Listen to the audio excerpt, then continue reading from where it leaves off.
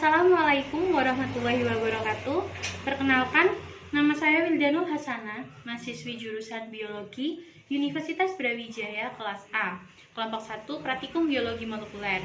Pada video praktikum kali ini, saya akan mempraktekkan teknik isolasi protein sederhana pada susu. Apa itu protein?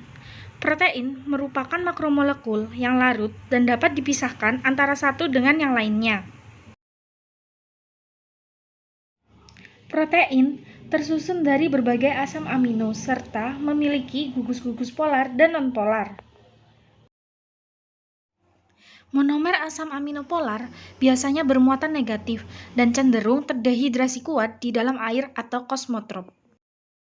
Sedangkan monomer asam amino nonpolar biasanya bermuatan negatif dan terdehidrasi lemah di dalam air atau caketrop. Protein dapat diisolasi dari makanan, baik dari sumber hewani maupun dari sumber nabati. Tujuan dari isolasi protein adalah untuk memisahkan protein dari makromolekul lain yang tidak digunakan atau memisahkan protein dari protein lain yang tidak diinginkan. Hal-hal yang perlu diperhatikan pada saat melakukan proses isolasi protein adalah sifat kimia dan sifat fisika dari protein tersebut. Pada praktikum kali ini, protein yang digunakan adalah protein susu sapi. Protein susu merupakan komponen molekul yang sangat heterogen, terdiri dari kasein dan protein W, protein globul lemak susu, enzim, dan protein minor lainnya.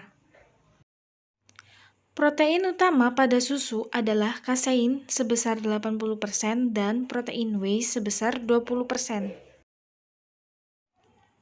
Proses dari isolasi protein terdapat prinsip pengendapan protein. Yang pertama, berkurangnya kelarutan protein dalam larutan karena air diserap oleh garam yang ditambahkan dengan konsentrasi tinggi.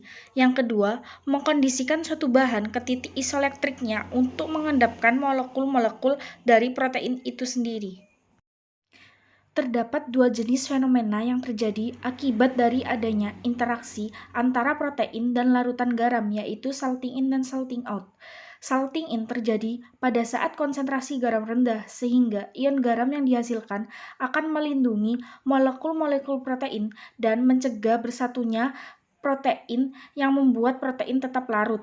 Sedangkan salting out terjadi pada saat konsentrasi garam tinggi, sehingga kekuatan ion pada garam juga akan semakin tinggi, yang membuat garam akan mengikat molekul air, maka akan mengakibatkan protein saling berinteraksi, teragregasi, dan mengendap. Teknik isolasi DNA pada umumnya memiliki beberapa tahapan, yaitu homogenasi, fraksinasi, dan presipitasi. Pada tahapan homogenasi, terjadi proses pencampuran semua bahan yang dibutuhkan hingga tercampur menjadi satu atau homogen. Pada tahapan fraksinasi, terjadi proses pemisahan berat molekul antara makromolekul dan mikromolekul. Pada tahapan presipitasi, terjadi proses pengendapan dari protein itu sendiri yang telah berhasil diisolasi. Pada tahapan presipitasi secara sederhana bisa dilakukan dengan penambahan amonium sulfat, asam asetat, etanol, atau menggunakan prinsip dari salting out dengan ditambahkan garam. Faktor-faktor yang dapat mempengaruhi isolasi protein antara lain suhu, pH, radiasi, pelarut organik, ion logam, enzim-enzim, dan penambahan garam. Langkah yang pertama adalah siapkan alat dan bahan yang akan digunakan untuk isolasi protein. Alat yang dibutuhkan terdiri dari wadah digunakan sebagai tempat untuk proses pencampuran. Selain itu juga dibutuhkan beberapa wadah lain yang digunakan untuk menampung larutan setelah proses penyaringan dan pencucian. Sendok dibutuhkan untuk mengambil bahan-bahan yang diperlukan dan sebagai alat untuk proses homogenasi larutan. Gelas ukur digunakan untuk menakar jumlah larutan yang akan digunakan untuk isolasi protein. Kertas kasa digunakan untuk menahan endapan agar tidak ikut terlarut pada saat proses penyaringan. Saringan digunakan untuk menyaring sampel. Berikut adalah beberapa bahan yang akan digunakan. Yang pertama ada air yang digunakan sebagai pelarut. Berikutnya ada susu low fat. Alasan digunakannya susu low fat ini agar tidak perlu melakukan proses pemisahan antara protein dan lemak. Berikut adalah garam yang berfungsi untuk menarik molekul air sehingga tidak berikatan dengan protein. Berikutnya adalah es batu yang berfungsi untuk membantu mempercepat proses presipitasi. Tahapan yang kedua adalah proses isolasi protein. Langkah pertama adalah proses pembuatan larutan garam. Siapkan semua peralatan dan bahan yang digunakan untuk proses pembuatan larutan garam.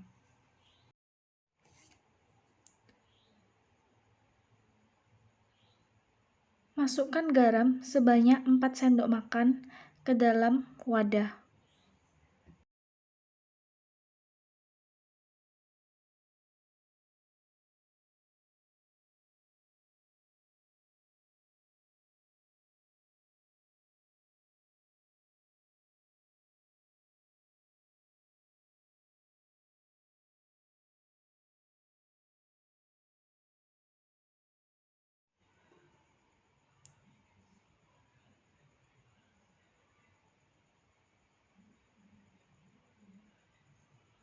Diperlukan air sebanyak 150 ml yang akan digunakan untuk melarutkan garam.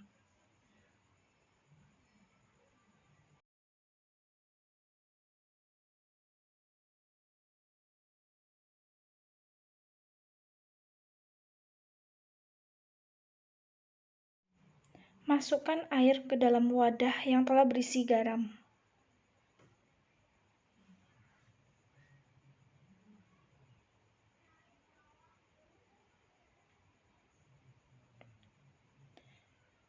Kemudian, campur semuanya menjadi satu dengan menggunakan sendok.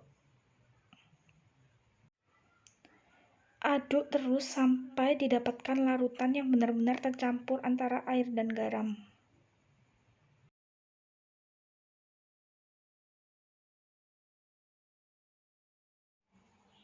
Berikut adalah larutan garam. Langkah yang kedua yaitu persiapan sampel protein. Siapkan semua alat dan bahan yang digunakan untuk proses pembuatan sampel protein. Susu sebanyak 60 ml dimasukkan ke dalam wadah. Berikut adalah sampel protein susu.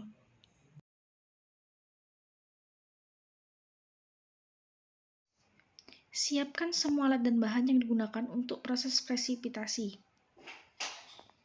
Pada tahap ini, larutan garam yang sudah dibuat pada tahap sebelumnya dimasukkan ke dalam sampel protein susu. Larutan hasil pencampuran dibiarkan beberapa saat sampai proses pengendapan terjadi. Pada proses presipitasi ini bisa dilakukan dengan penambahan pelakuan disimpan pada suhu dingin untuk mempercepat proses presipitasi itu sendiri. Perlakuan pada suhu dingin tersebut juga membantu menjaga protein agar tidak terdenaturasi. Wadah yang berisi pencampuran larutan garam dan sampel protein diletakkan ke dalam es batu. Proses ini sebagai pemberi perlakuan dingin.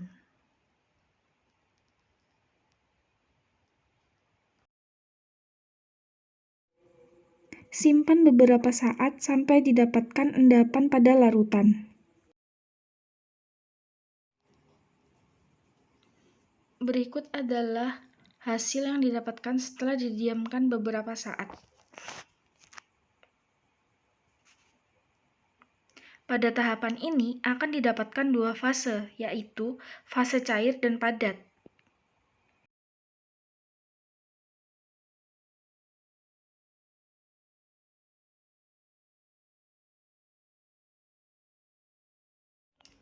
Kedua fase yang didapatkan selanjutnya akan dipisahkan melalui proses penyaringan.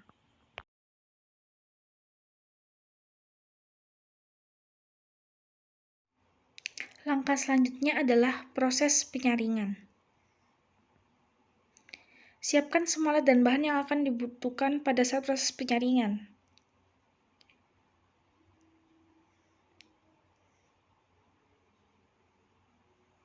Kain kasa disiapkan dan diletakkan ke dalam saringan.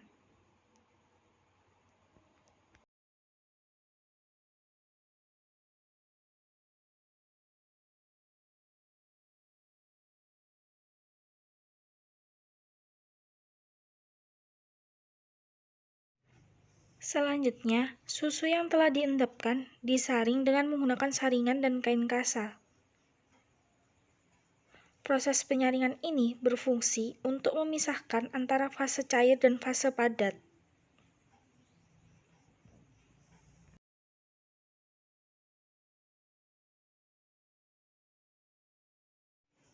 Pada proses penyaringan ini akan didapatkan filtrat dan residu.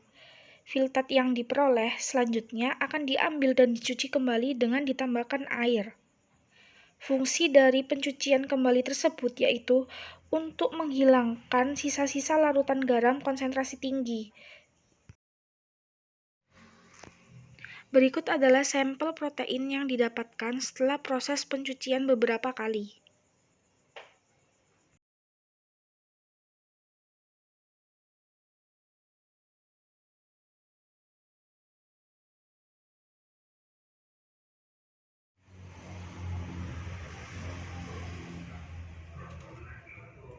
Sekian video praktikum biologi molekuler dengan topik teknik kalkulasi protein sederhana pada susu yang dapat saya sajikan. Terima kasih sudah meluangkan waktu Anda untuk menonton video ini. Apabila terdapat kesalahan kata dan perbuatan pada video, mohon dimaafkan. Wassalamualaikum warahmatullahi wabarakatuh.